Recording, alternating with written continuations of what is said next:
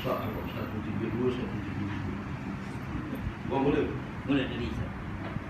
Bismillahirrahmanirrahim. Qala surun aqwali wa tu'addu bi mir'atihi an kaifa yarhalu ila Allah wa huwa qabbalun bi syahwatihi.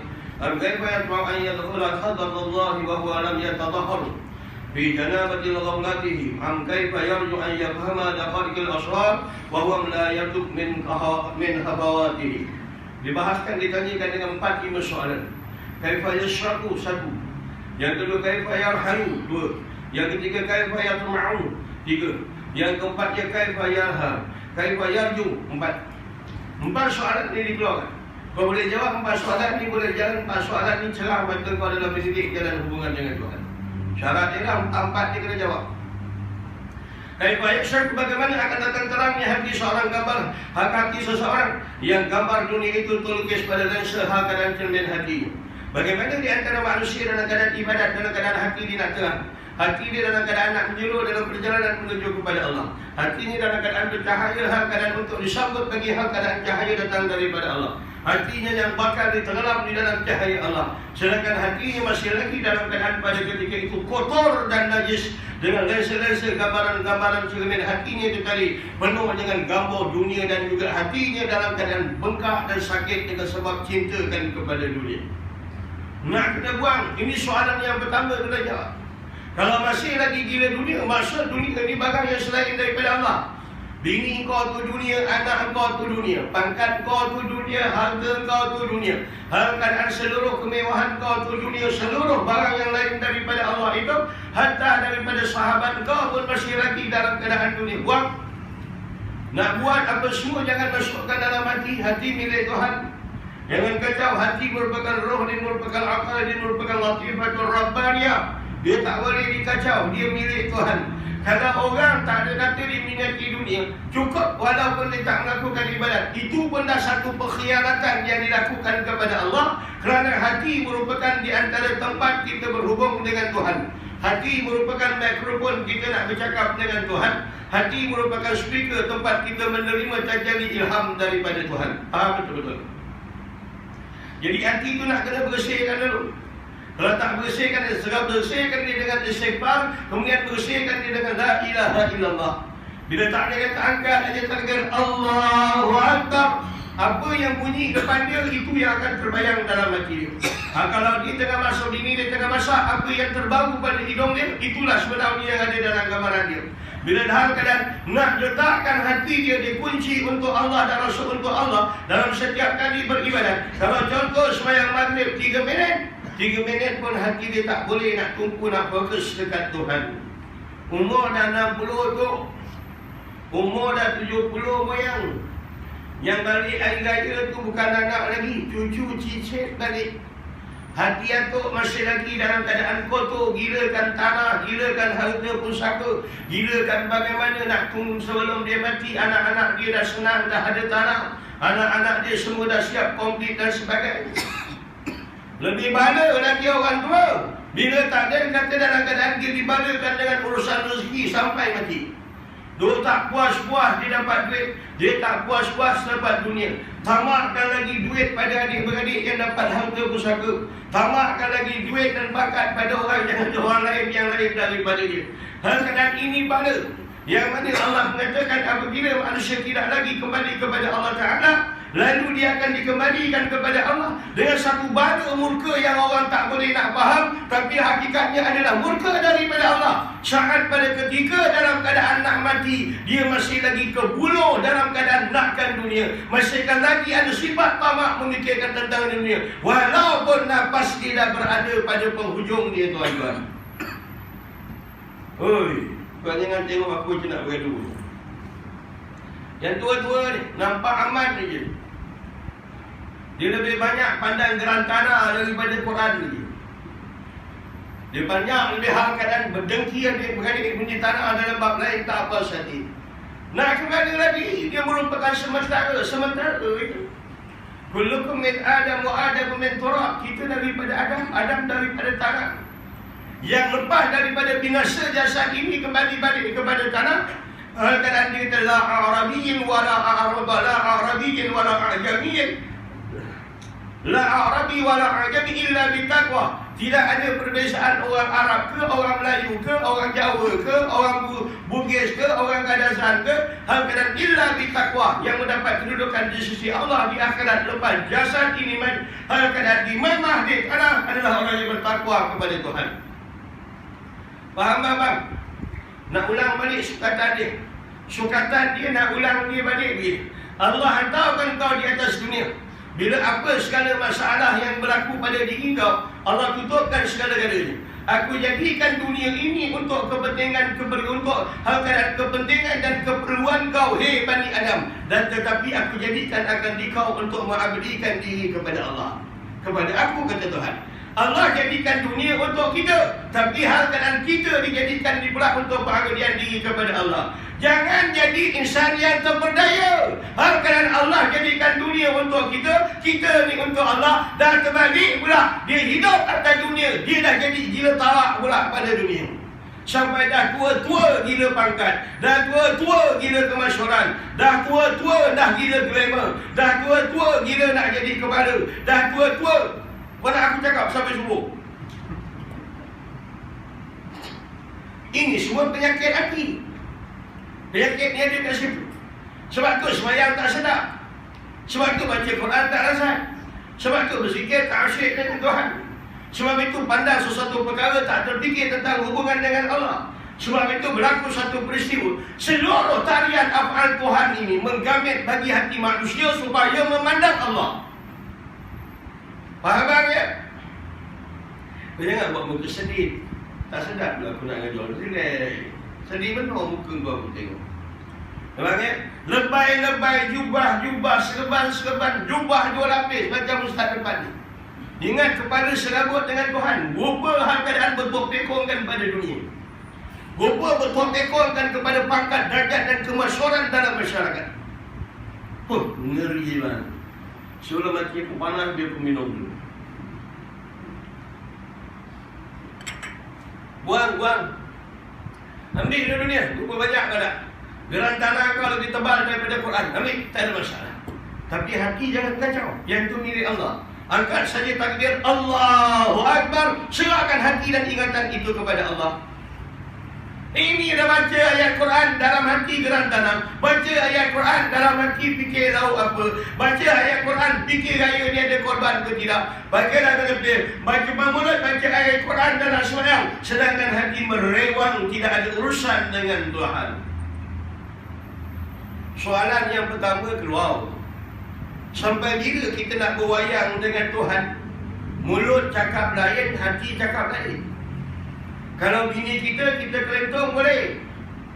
Bila bini pertama tanya, abang sayang saya. Sayang, paling sayang. Paling banyak bini abang kau paling abang sayang. Pergi rumah bini nombor dua pun kau sayang, abang sayang saya. Sayang, sehabis-habis sayang untuk kau. Padahal dalam hati ni ada satu sayang saja. Macam mana dia boleh ada 2-3 sayang dalam hati? Itu contohlah. Kau tak faham pasal kau tak kahwin banyak. Nak faham ayat tu kahwin banyak, boleh faham. Kalau nisbah di antara hagaran, sampai bila wayang ni nakkan berhenti?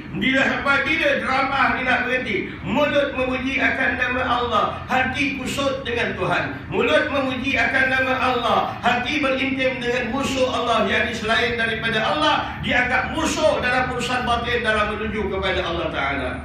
Peran-peran abang buang dunia ni. Kita dah tua-tua di dunia pun dah menyampah tengok kita. Kau agak-agak yang tua-tua, bayi-bayi saya 70 tahun ya.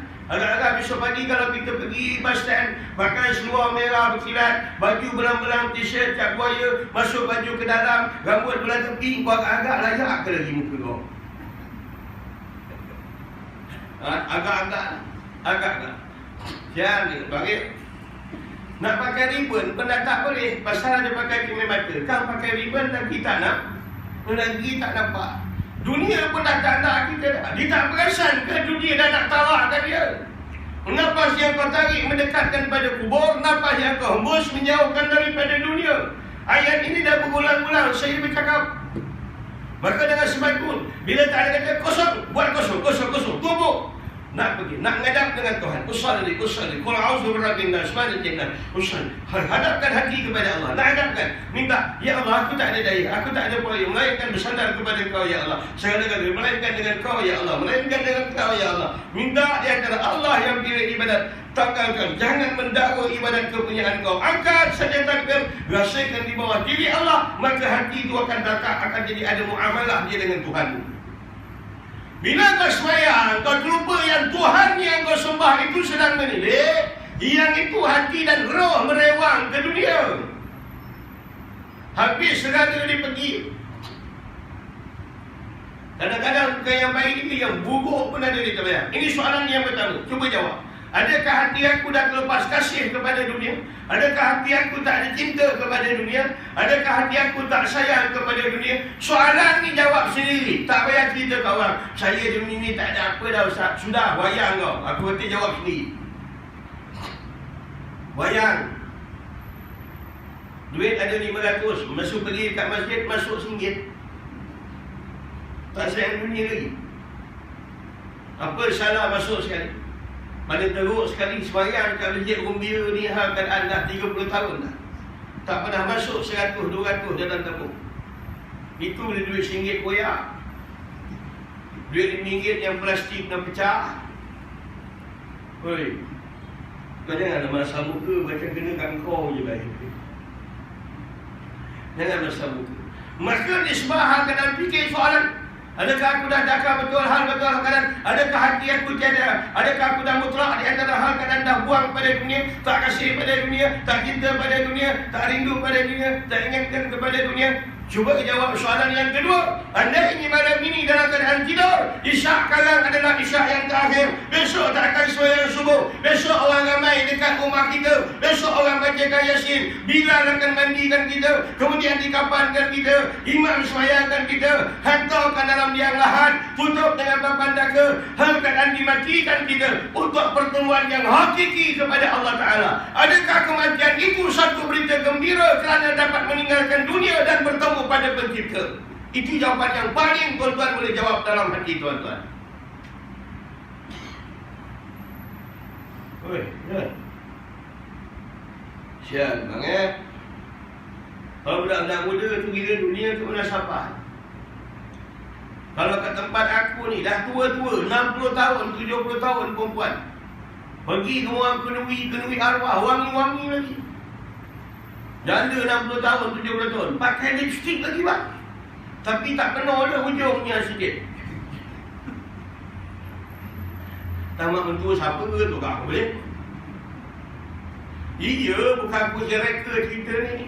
Dia pergi orang kenuri, pakai juga ketat-ketat, pakai juga wangi-wangi. Tapi dia pakai lipstick, dia tak penuh sampai ke tepi. Dia pakai hujung ni sikit, atas ni sikit. Minggu depan aku bawa lipstick, aku tunjuk kat kau.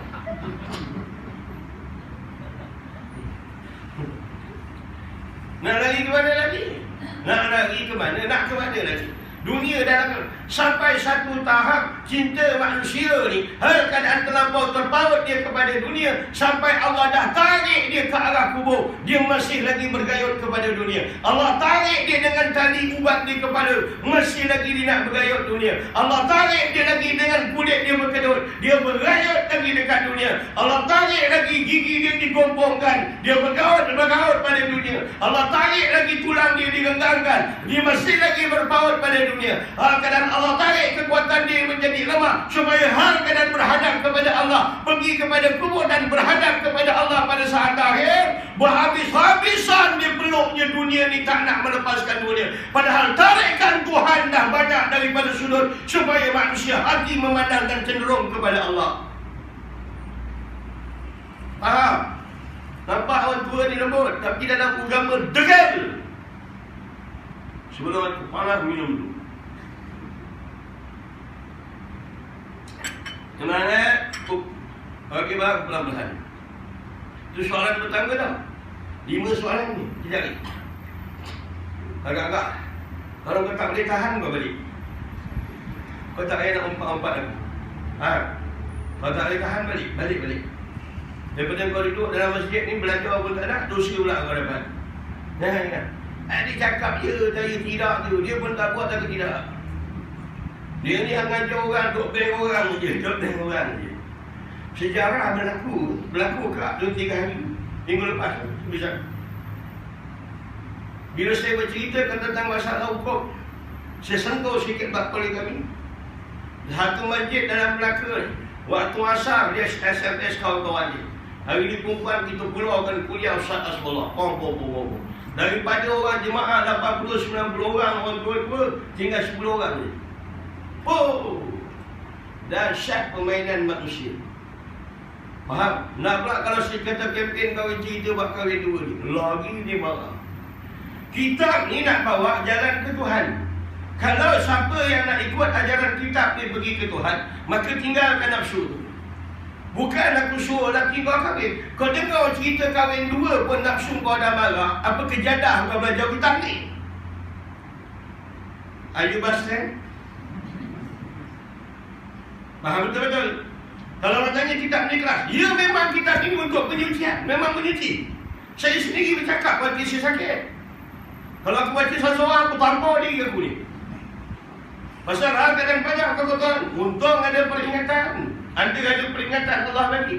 Habis itu yang pertama, maka buang dunia. Bukan buang dunia, ambil dunia tapi kerana Allah. Ambil harta banyak-banyak. Sebahagian untuk engkau dan anak engkau. Dan sebahagian transfer pergi pada akaun akhirat. Masukkan pada akaun akhirat. Di mana nak masuk bank akhirat? Ada dekat tangan anak yatim. Ada dekat tangan mulut fakir miskin. Ada dekat tangan mulut dia ditabung masjid-masjid. Ada di antara mulut dia ditabung tempat bahan-bahan tahfiz dan sebagainya. Faham bang? Satu hari 2-3 kali dia pergi cek buku akaun dia. Duk bilang-bilang.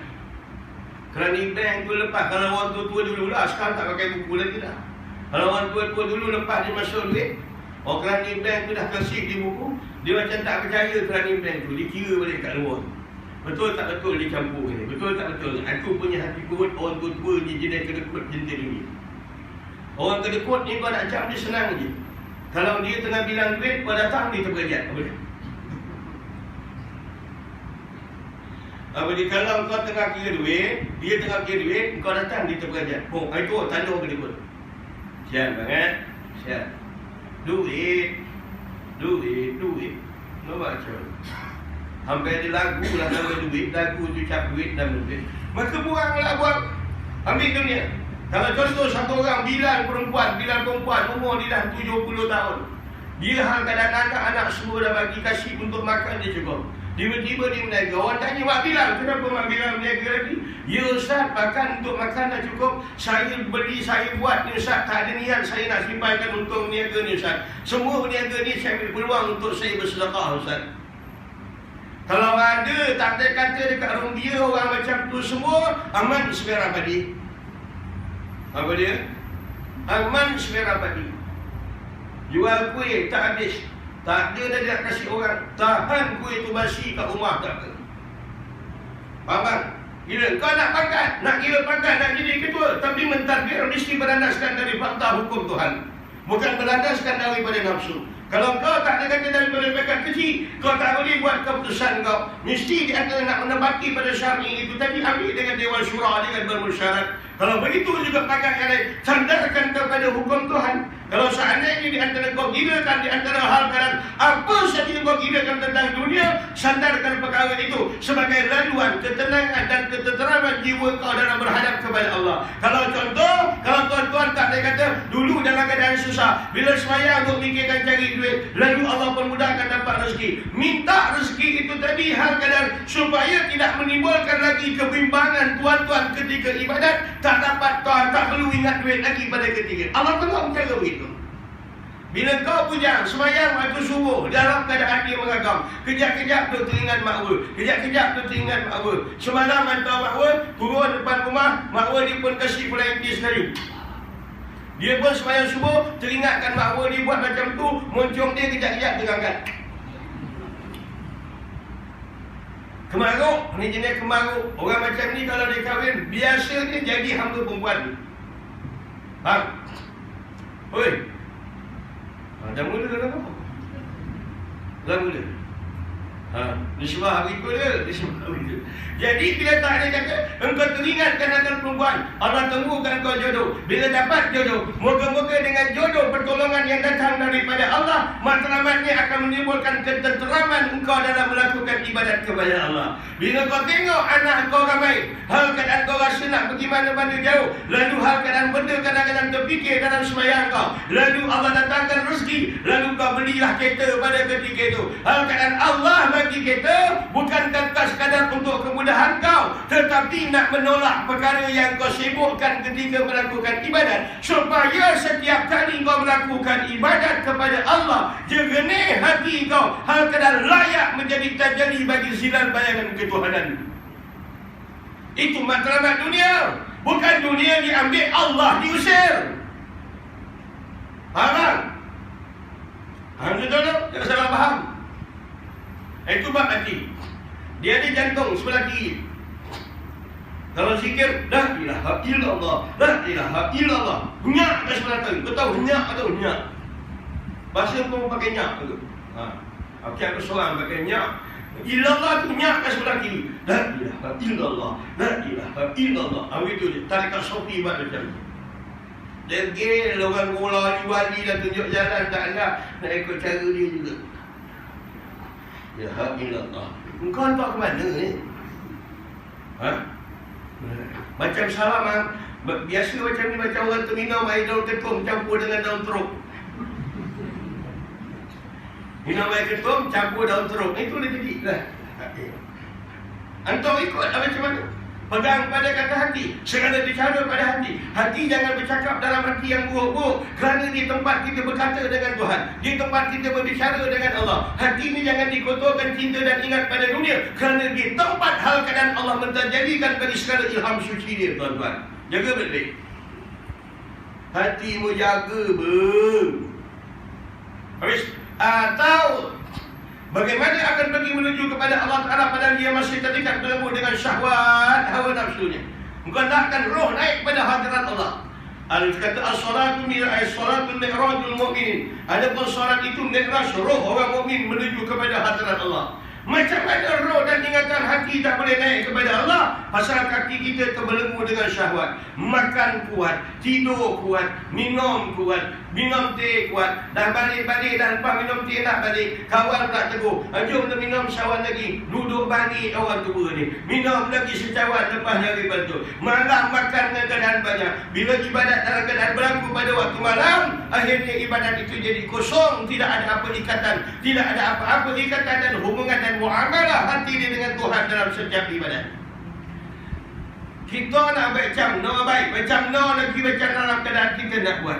Bila kita duduk hal keadaan sembahyang di rumah, mungkin banyak ujian. Allahu Akbar, bini goreng ikan. Sekali baca ayat, sekali tegur air liur. Sekali bini goreng ikan. Sekali Alhamdulillahirabbil alamin, kedeguk dalam air liur. Zuhur lampau-lampau. Ar-Rahmanir-Rahim, kedeguk dalam. Ataupun di tengah-tengah sembahyang zuhur, Allahu Akbar, bergagau 7 petala langit. Bini dia pun tumis sambal, dia pun bersin. Hati dia bercakap, mangkuk ni apa dia buat? Dalam sembahyang menyumpah pula. Dalam sembahyang menyumpah pula. Nisbah sikit dia, tak ada buat pun. Kalau nisbah di luar tu tak ada kekuatan kita nak ibadat kepada Allah. Antau masuk dalam rumah Allah, jadi masjid. Dah masuk dalam rumah Allah, duduk dalam saf, sama-sama muafakat satu masjid ke arah meletakkan perhatian kepada Allah dalam solat maghrib. Sama-sama imam kata takbir Allahu Akbar, kita pun ikut takbir Allahu Akbar. Bila rupanya ikut pada arahan imam, ikut pada imam Allahu Akbar, imam menumpukan salat, hati dan roh kita dah mula meloncat daripada hal keadaan kolam hati kita. Akhirnya kita sembahyang, hati yang Tuhan tunggu tidak berada dalam ingatan terhadap Allah. Okey bang, tukar kitab lain balik. Kitab ni tak sorap apa dia. Okey, maka buangkan kesan nafsu syahwat. Nafsu yang pertama, hal keadaan gilakan kepada seluruh ketamakan daripada dunia. Kalau makan melampau-lampau, minum melampau-lampau, pergi ke bawah kahwin, nak ambil nasi, taruh lagi keromak daging, taruh lagi ayam masak merah, taruh lagi caun nenas, taruh lagi sampai dah membuak dah pinggan tu lepas. Kadang malah nak patah balik, ambil temikai, letakkan pula atas nasi lagi lepas macam tu. Apa masalah? Orang yang syarhut ta'am, orang yang buruk dalam bab makan, dia mengotorkan bagi jiwa dalam berjalan kepada Allah. Nafsu kan? Nafsu ni bang, dia satu masalah. Kita dah tua-tua ni. Kalau kita termasuk akulah, kita dah tua-tua ni, masalah nafsu ni bang. Kita tak dicenderungkan buat jahat, tetapi kita tak boleh pula berbuat ibadat. Dia ajak kita pasang lepai, pasang kopiah, berjalan, minum teh kedai, pakai jubah pergi minum teh kedai. Orang kata puh lebay ni, mak dah tua. Padahal kita dengan orang yang lain sama saja. Pakaian dia berlainan, tapi hakikat Allah tilik hati. Orang tak pakai jubah pun lalai, lebay pakai jubah pun lalai. Illa berkah, tak ada apa-apa perbezaan. Tak ada apa-apa perbezaan. Breeze color. Okey bang. Dia saya cakap ni memang abang-abang. Tapi balik ke abang fikir, kenapa dalam 2 rakaat sembahyang aku tak boleh kunci hati kepada Allah? Tuan-tuan ingat apa yang dihalkan dan apa yang dinyatakan oleh ulama-ulama, para artis, ustaz-ustaz, kawan-kawan saya ni. Maknanya orang yang mula-mula dalam keadaan nak berapat dan nak berjinak dengan Tuhan dalam setiap daripada ibadat, yang pertama, dia mengerti apa yang dibaca, dia memahami apa yang dicakap dengan Tuhan, hal keadaan dia mentadabbur makna setiap daripada lafaz yang dibaca dalam sembahyang. Ini syarat yang pertama, ikat hati dengan Allah. Kalau tak ada bang, bukan perkara kecil terjemahan sembahyang ni, perkara besar. Pasal tanpa dia tu orang Melayu takkan rosak. Orang Melayu mesti Allah bila kata Maliki Yaumiddin, satu bahagian dalam otak ni menterjemah yang menguasai pada hari kiamat. Maliki Yaumiddin, satu perasaan yang membayangkan situasi ketang kiamat. Maliki Yaumiddin, menghasilkan ketakutan kita nak berhadap dengan Allah Ta'ala. Maliki Yaumiddin, rasakan pada ketika itu dalam keadaan ketakutan, berpautlah dia kepada Allah dengan sekuat-kuat paut, lalu dihadapkan di antara batinnya kepada hadirat Allah. Iyyaka na'budu wa iyyaka nasta'in, sanya Engkau yang kami sembah, sanya Engkau kami minta pertolongan. Cara main ayat dialog. Ayat dialog. Kalau ayat tu, kalau aku kata lah, sayangku, sayang. Lagu siapa tu mak? Yang kita karaoke. Sayang, katakan pergi, sayang, jangan pergi lama-lama. Abang rindu kalau tak ada kata, kalau kata abang, kalau sayang pergi lama-lama. Abang rindu duduk kat rumah, abang seorang duduk kat rumah, abang sepi tanpa sayang. Kau agak-agak dialog ni dekat mana logik? Adakah layak untuk budak tadika dengan keadaan dengan kawan-kawan ni? Kau agak logik kat mana ayat ni? Ketika kau beli sayur dengan update kat pasar, logik tak ayat ni pakai? Ayat ni masing-masing macam mana kau nak pasangkan perasaan ketika pakai ayat ni? Kau boleh bayangkan suasana ayat ini dilafazkan bagaimana kat situasi yang perlu disusun. Begitulah juga kita mengatakan Alhamdulillahi Rabbil Alamin. Memang tak ada pujian itu untuk orang lain, melainkan mutlak ini untuk Allah. Siapa dia Allah? Dikembalikan kepada Rabbul Alamin, Tuhan sekalian daripada alam ini. Hal keadaan dialah Tuhan sekalian alam, dan dia tak ada pujian melainkan layak pada dia, melainkan layak untuk dia. Tak ada pujian pada layak pada yang lain, melainkan untuk Allah. Bagaimana kau nak menjalani situasi ayat pujian Alhamdulillahi Rabbil Alamin? Faham tak? Oi, boleh? Kena betul-betul lah. Bini kau kena tahan buat kencing manis 28, kau belikan gula-gula. Kau sama betul-betul? Bini kau kencing manis 28, kau datang ziarah kat hospital, bawakan gula-gula 5 kambit, 6 kambit. Masuk akal, logik tak logik? Faham? Laki makcik dah terbaring kat katil hospital, dah lumpuh dah. Makcik pula bawakan game. Buat ambil atau telefon, atau suruh main game. Tangan sebelah dah tak boleh ambil. Tak boleh ambil. Watak situasi keadaan yang berlaku pada ketika itu, nak logikkan dia dengan dialog yang Tuhan dah bagikan kepada kita. Pasang suasana dalam bentuk kata.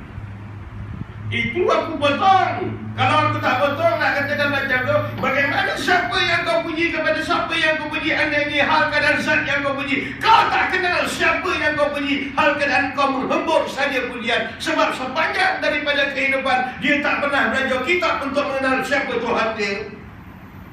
Itu kalau aku potong ke bawah, tauhid punya cerita. Aman, Desya. Belum? Lambat penuh pula hari ni. Okey, maka menuju hal keadaan nafsu dan syahwat. Duduk kedai kopi, pam. Cakap dengan bini, dah lama tak makan sate. Pergilah makan sate. Bawa tak tua-tua, 70 tahun, 80 tahun. Order tak banyak, 6 je, seorang 3. Nak menghabiskan 7 tak ada gigi. Berapa lama nak habis? Punya. Tarik pun tak boleh. Berjudah lidi dulu yang hancur, baru daging. Apa pasal aku tarik sate ni kunyah-kunyah, lidi ni makin pendek bangkau. Rupa dia kunyah dengan lidi-lidi sekali. Gigi dah tak ada. Nafsu nak pula makan sate. Marilah bangkau. Makan sate bak, tak bawa cermin mata. Makan nasi empit, cocok-cocok, tiba-tiba tercekik. Rupa plastik tak buka. Plastik tak makan. Saya tak kata makan sate haram. Ada saya cakap. Tapi apabila ada tuntutan dalam bentuk demikian, kenapa manusia boleh menghabiskan masa dan mengabdikan diri ke arah menjayakan agenda nafsu dan syahwat itu tadi? Faham tak? Syahwat ni bang, nafsu ni 4. Kuat makan, kuat minum, kuat tidur, kuat bercakap, kuat ibadat. Ini nafsu. Yang kata syahwat ni, kuat makan, kuat syahwat makan, syahwat minum, syahwat tidur, syahwat bercakap, syahwat faras. Ini 5. Nafsu tu 4, hawakan syahwat tu ada 5. Tahajud dah lama tak buat. Ustaz, saya datang ada hajat. Apa dia? Saya dah 70 Ustaz, dah lama tak jumpa malam Jumaat. Ada apa-apa ayat, boleh tekan ayat Ustaz, untuk saya aktif balik pada malam Jumaat. Kau faham ayat apa ni? Ataupun nak cerita direct, nak buat lembaga penapis tak ayat? Tak ayat, kita jaga kejam.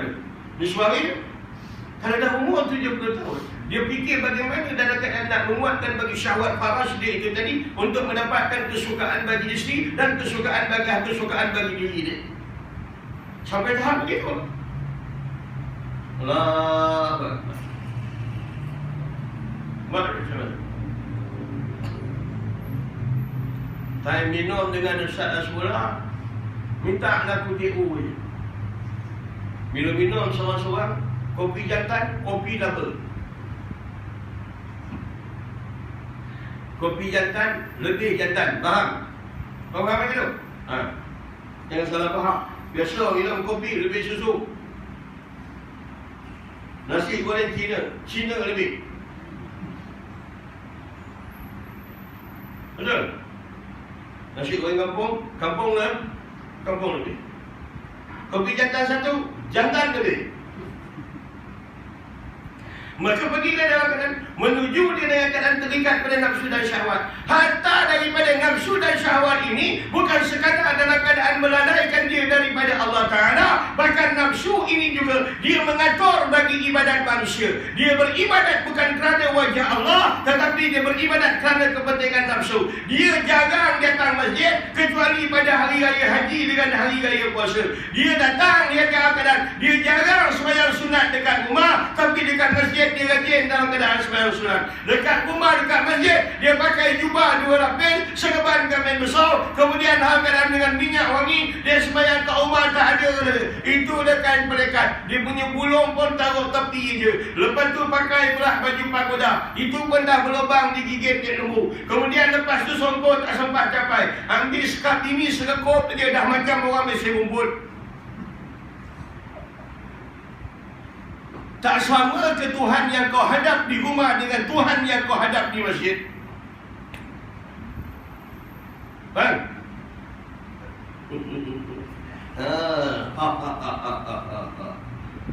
Dagang Pak Malau. Memang eh? Dekat rumah semayang pakai telekong, dah bertumpuk-tumpuk.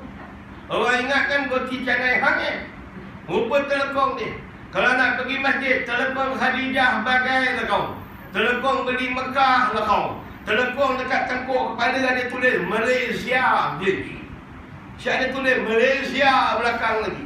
Kau ingat kau seorang kerja orang Malaysia, yang lain dalam masjid ni Bangla.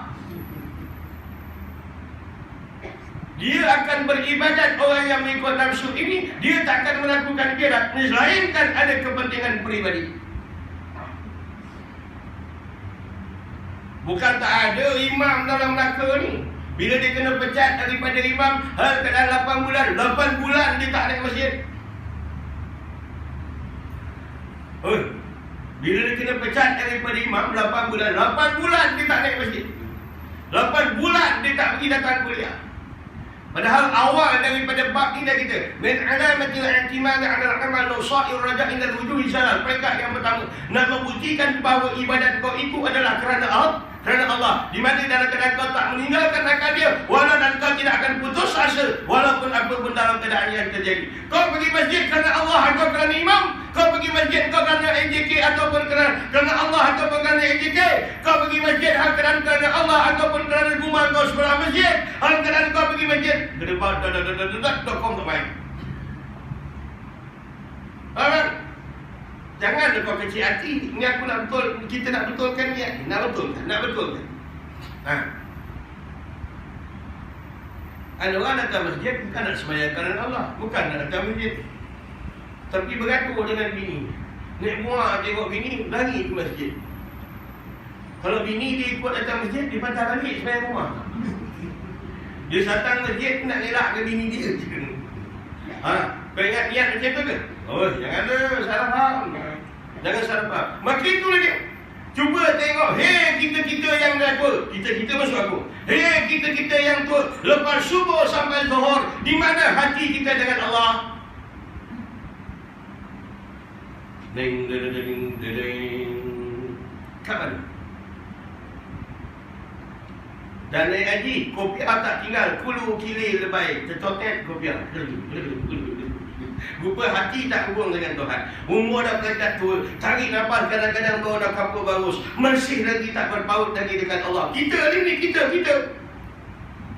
Bila kita fikir kata dalam ayat tu, kerja di antara nafsu ini, yang pertama dalam keadaan dia walaupun kita tak buat maksiat, tetapi dia akan cari alasan supaya kita tak boleh buat pada ibadat. Walaupun kita tak buat maksiat, dia akan cari jalan supaya kita reka, jangan tertumpu pada ibadat. Walaupun dalam keadaan dia tak ajak kita buat maksiat, kerja dan dasar utama yang ada pada nafsu melalaikan manusia daripada Allah dan mengingatkan manusia cenderung kepada yang lain daripada Allah.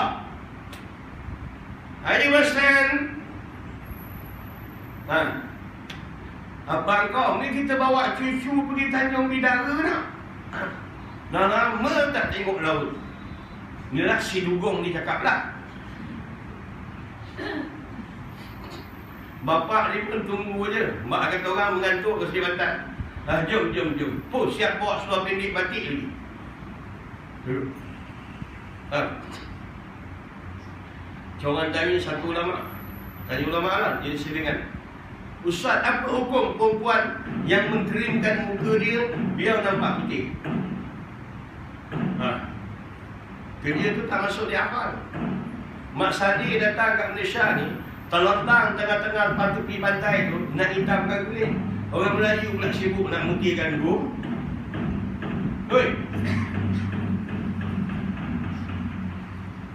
Mak Sadi ni terlentang tepi pantai, tu jemur kulit dia. Melayu pula yang kelabu, dia pula nak mutihkan kulit. Allahu Akbar. Duduk pergi pantai tak salah. Aku tak cakap pergi pantai haram. Aku tak cakap kau berenang kat lautan dan kawan berenang kat laut tu haram. Tak. Kau nak berenang sini sampai ke akhir, patah balik Sumatera, patah balik ke Sabah, berenang balik pergi ke Palembang, itu kau punya pasangan. Tetapi cerita pada waktu macam tu, dia faham tak? Orang tua ni kita dah penghujung, tapi di mana hati kita letakkan dalam hubungan dengan Allah. Melayan bagi karena nafsu bini, melayan bagi karena anak dan cucu. Hal kadang wataka suruh bil amwali aulad, hal kadang dengan leka dengan banyaknya harta dan membanyakkan harta dan juga anak keturunan. Ini merupakan lambaian nafsu. Dia menghasilkan diri dia baik kerana tidak melakukan maksiat, tapi pada hakikatnya dia tidak melakukan maksiat, tapi hati dia tetap tak berjalan kepada Allah, yakni memandang barang yang lain daripada Allah, bahkan lebih seronok daripada hal yang lain daripada Allah. Mana seronok duduk dengan kuliah 2 jam dengan duduk rumah orang kahwin 2 jam. Chat. Kadang-kadang orang nikah tengok, orang ni nak tengok, perempuan-perempuan nak tengok, sampai hulurkan kepala dia lah cermin aku. Termasuk dah lepas nikah dah tak boleh keluar, terpaksa buka cermin pula. Apa kau sibuk-sibuk nak suruh tengok orang nikah? Kau suruh kat rumah tu nikah satu lagi. Tengok depan mata.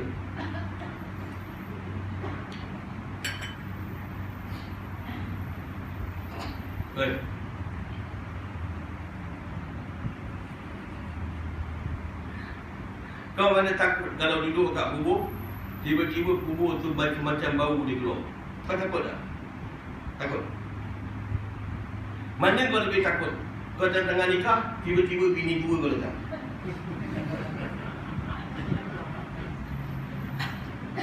Oi, agak-agak yang mana kau lagi takut? Kau takut dalam tu kubur tu ke? Kau takut je? Kau takut yang seorang ni lagi? Kau agak-agak lah. Allah Akbar. Dia tengah-tengah nak nikah, bini 2 pun datang. Tak apa bang, relax. Man. Relax. Abang tak apa, saya datang bukan nak apa bang. Cuma kan abang bersanding, saya nak buka silap game je gitu je pun. Yang itu dia katakan nafsu. Bila depan orang dalam keadaan tak beribadat, hal keadaan bila depan orang dalam keadaan beribadat, belakang orang dalam keadaan tak beribadat.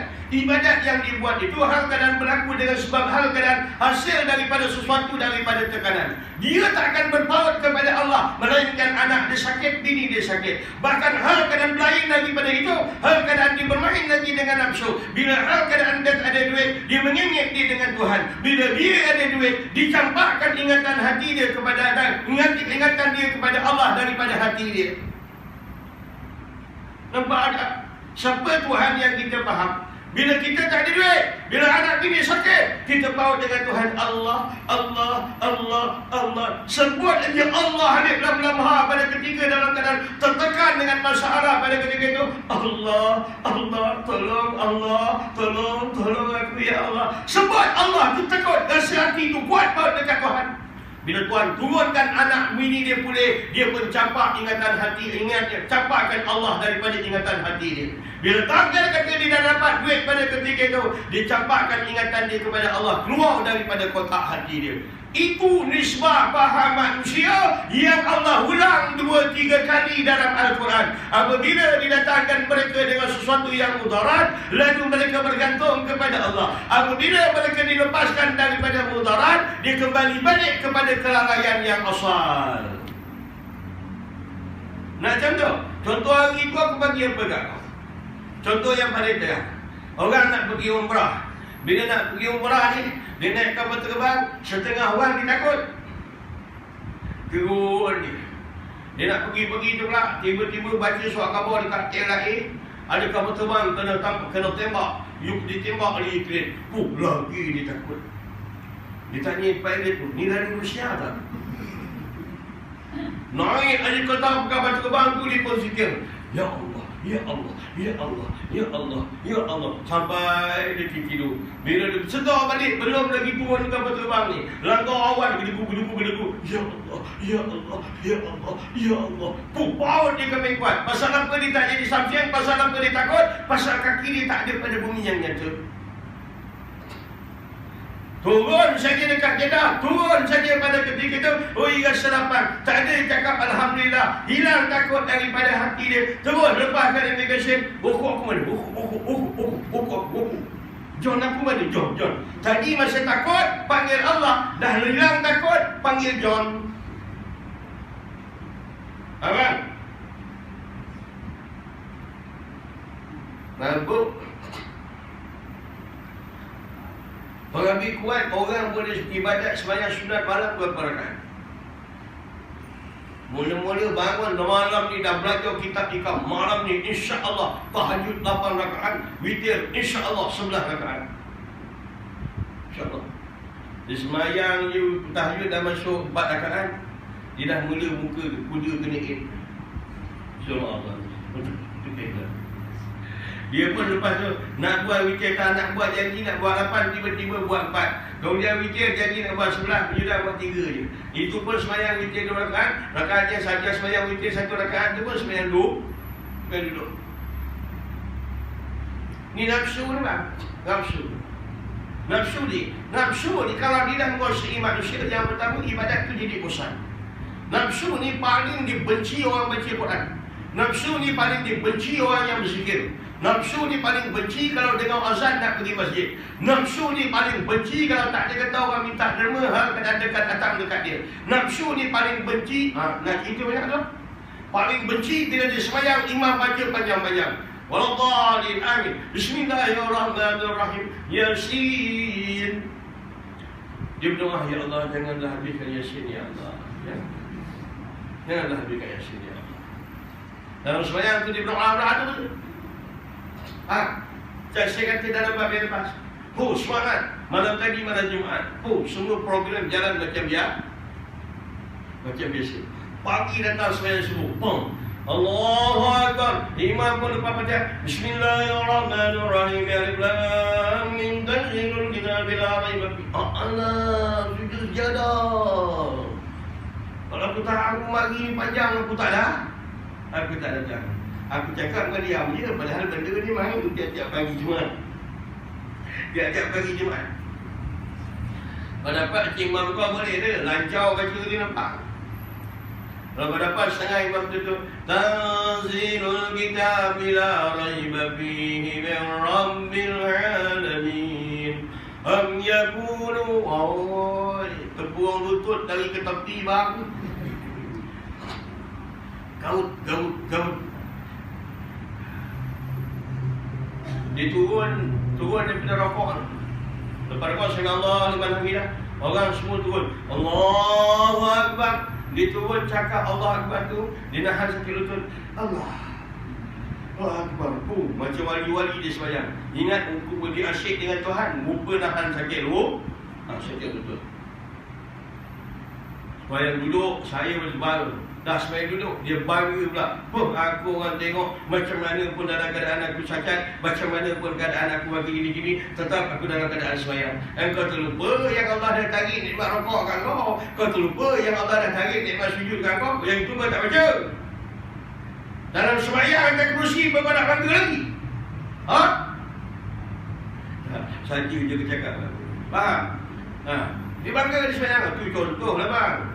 Kau kata kau cacat, dia tak cacat. Kau potong ini pun, apa tak pun, tetap sembahyang tu kena buat. Nombor 2. Langkau tak? Imam nak mengganggu, nak mengiring, sebut salah. Pasal kalau polis tahan aku, jawapan dia jadi cangan aku. Kalau polis sekat aku malam ni mengajar masa lebih, kenapa melanggar-langgar? Aku kata imam, saya dah minta izin dengan imam. Sebelah aku telefon, Mam mana?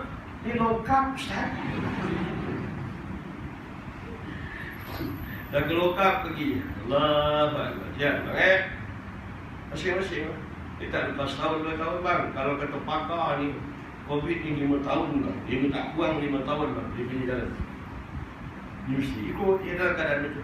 Mula-mula yang terjadi silaturahim. Yang terakhir dah tak jalan. Minggu lepas saya cerita minggu lepas.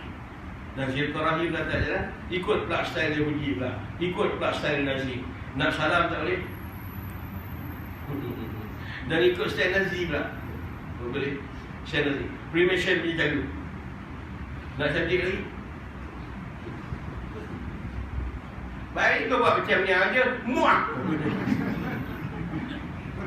Tak pasal-pasal kau ikut Yahudi pun. Oh, jangan ikut Yahudi. Ngangkuk dah dah. Waalaikumsalam. Sudah, macam tu. Siap, okay. Habis, padahal masa terikat dengan menandang nafsu syahwat dia, maka hilangkan akan nafsu. Nafsu ni nak diajar dia, kurangkan makan. Nafsu kita ni macam ikan buan, ikan harwan. Nama pun haru. Ikan harwan. Ikan harwan ni banyak sekedar dia. Dia tak nak makan burger, dia tak nak makan roti. Dia nak makan anak ikan juga. Maka ajar dia nak ajar anak ikan harwan ni. Kurung dia 2 hari, 3 hari, jangan kasih makan. Lepas daripada 2 hari, 3 hari, kau campakkan kain burung pun dia makan, tuan-tuan. Itu cara ajar nafsu. Kalau kau nak ajar nafsu, kenapa ibadat dia jadi mengantuk? Kenapa begini dia jadi mengantuk? Kenapa begini dia jadi lemah? Kenapa? Ajarkan dengan lapau. Kalau dalam bab tasawuf ni dia ada 10 mim. Mim antara salah satunya musyaratah dengan mu'aqabah. Musyaratah ibadat dia tu letakkan syarat. Yang kedua mu'aqabah. Kalau ibadat dan wirid tu tertinggal, dia akan iqab, dia akan siksa diri dia. Itu cara dia. Faham? Kata di antara kisah Sahal bin Abdullah At-Tashari. Satu hari orang jamu di dalam keadaan yang kenyang. Bila dia kenyang, tiba-tiba dalam keadaan dia tertidur. Dalam ibadat dia tertidur. Lalu dia mu'aqabah pada diri dia. Aku berjanji dengan sebab daripada tertidur, dia denda pada diri dia. Aku tak akan tidur selama 10 hari. Begitu dia mu'aqabah. Seperti mana saya ceritakan Syekh Abdul Qadir Jailani.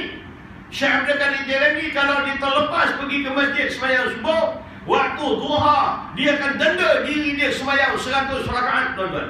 Syekh Abdul Qadir Jailani yang kau simpan gambar dia tu, zikir dia kau tak buat. Dia gambar Syekh Abdul Qadir Jailani. Syekh Abdul Qadir Jailani. Faham? Bapak kata 100 rakaat. Sampaikan kisah tu jadi dialog iblis dengan syaitan. Bila tiba saja azan dekat-dekat subuh, syaitan pun kipas supaya Syekh Abdul Qadir Jailani terus hidup. Kata iblis, kau jangan kipas terbaik. Biar dia bangun. Biar dia bangun dapat 2 rakaat. Kalau dia terlepas 2 rakaat juga, lagi kita panas dia sembahyang 100 rakaat. 100 rakaat. Sampai begitu dialog syaitan dengan iblis, tuan-tuan. Faham? Kita syaitan kata tidur. Syaitan kata kau jangan tidur tadi. Kau kejut tadi. Baik kau kejut tadi. Kalau kau tak ada cakaran, tak ada. Memang tak ada. Agak-agak siapa berani mu'aqabah pada diri dia. Ya Allah, kalau aku tinggal tahajud pada malam ni, besok aku janji akan masuk RM50 tak dapat masjid. Siapa berani? Aku tahu kau ada jawapan tu. Tak boleh Ustaz, dah besok sembahyang tahajud niat nak jaga duit. Kata dia mu'aqabah cara begitu. Cara dia mu'aqabah adalah betul. Ada di kalangan mereka yang tak tidur berhari-hari. Ada yang kalangan mereka sebab daripada perut kenyang, dan hingga terlepas daripada ibadat. Mula daripada hari itu dia tak makan sekadar, dia tak akan makan dengan seberat-beratnya. Dia makan dalam kadar untuk berbuka puasa dan begini. Seperti mana yang berlaku kepada Bishr Al-Habbi, yang berlaku kepada Sahal bin Abdullah At-Tashari, yang berlaku kepada Syekh Al-Awda'i. Kalau dia ada satu gandum tu dikepal-kepal, dia akan bagikan kepada seminggu 7 ataupun 30 ataupun 30. Kemudian dalam keadaan 30, satu biji gandum yang diambil itu tadi untuk sahur, satu biji gandum itu diambil tadi hal keadaan untuk berbuka puasa. Dia berjalan dalam perjalanan hidup, dia meninggalkan mak dia untuk beberapa dinar saja. Dia makan dengan duit itu saja. Kemudian di hal keadaan dia kata dia belanja 1 dirham itu untuk 3 hari. Dia habis saja daripada 3 dirham, dia rasa dia akan meninggal dunia, kembali kepada Allah Ta'ala. Dia bercakap pada anak murid dia. Lalu orang tanya, anak murid dia tanya, berapa hari, berapa duit Tok Guru tinggal sekarang? Tinggal 3 dirham saja. Orang murid dia dengan yakin 3 hari lagi dia kata Syekh Al-Awda'i akan dijemput oleh Allah Ta'ala. Habis saja duit yang dibekalkan oleh mak dia pun kembali kepada rahmat, kembali ke rahmatullah. Baik? Baik. Duit tu baguslah, tapi sebenarnya dia hijab. Duit ni lagi bahaya dibandingkan pada yang lain. Orang kalau kuat makan, dihijab pada ibadat. Tapi duit ni kalau dia dah terlampau banyak dalam poket manusia, hati dia akan timbul satu selaput. Selaput itu dia akan menjadi bala pada diri dia. Bila duit dia dah terlampau banyak, dia berdoa, dia tak akan kuat berpaut dengan Tuhan. Pasal kelengkapan duit dia dah cukup pada ketika itu. Doa biasa dia dah Rabbana atina wa qina azabannar wa qina azabannar wa qina azabannar. Jadi, kau kalau jadi imam, tahu, kena beritahu orang. Kalau kau baca Allahumma inna nas'aluka salamatan fid din, minta ya Allah kami bermohon kepada kau. Kalau kau tak dengar amin, kau doa untuk kau je. Rabbi firli wa li walidayya. Seorang tak amin dengan kau, kau doa untuk kau je. Makmum semua tak nak mengamin pun tak ada. Imam dah naik berpeluh doakan dia, makmum dia buat. Ni bukan tempat kau, dia pun cerita dekat Masjid Kubah sana. Makmum dia buat muka sedih dia. Itu belum masuk beradab lagi bang. Kalau beradab kan lagi panas. Okey, kita berhenti pada soalan yang ketiga. Soalan yang ketiga, atau bagaimana akan dapat masuk ke hadirat Allah? Leburnya di antara hal kadang nur kau naik kepada hadirat Allah. Bagaimana roh kau boleh berhadap dan bermuamalah dengan Tuhan, padahal hati kau masih lagi penuh dengan kelalaian. Berhenti situ. Wallahu a'lam.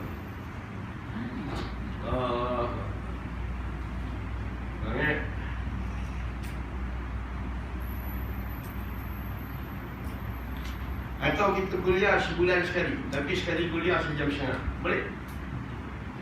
Boleh.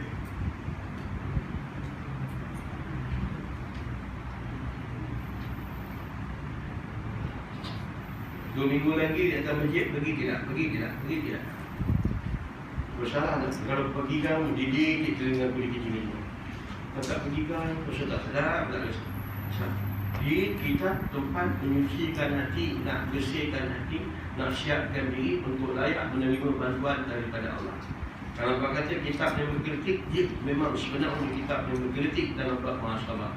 Supaya manusia hal keadaan membersihkan hati dia sebelum berhadap kepada hadirat Allah. Banyakkan istighfar. Istighfar tak perlu dalam bilangan yang banyak dan cepat. Hal keadaan istighfar berserta dengan penyesalan dan titisan air mata. Banyakkan tahlil la ilaha illallah. Banyakkan pula lepas daripada selawat main jadi basahan. Allahumma salli ala sayyidina Muhammad wa alihi wasallam. Main dalam hati. Orang tu main di dalam hati selawat. Selawat dimain di dalam hati. Ya kan?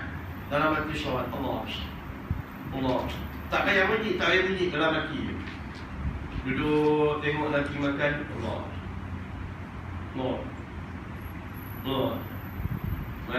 Lelaki tadi jawab. Tapi hati main dengan selamat. Pandang pada makam Rasulullah, pandang pada Rasulullah, baru itu cara.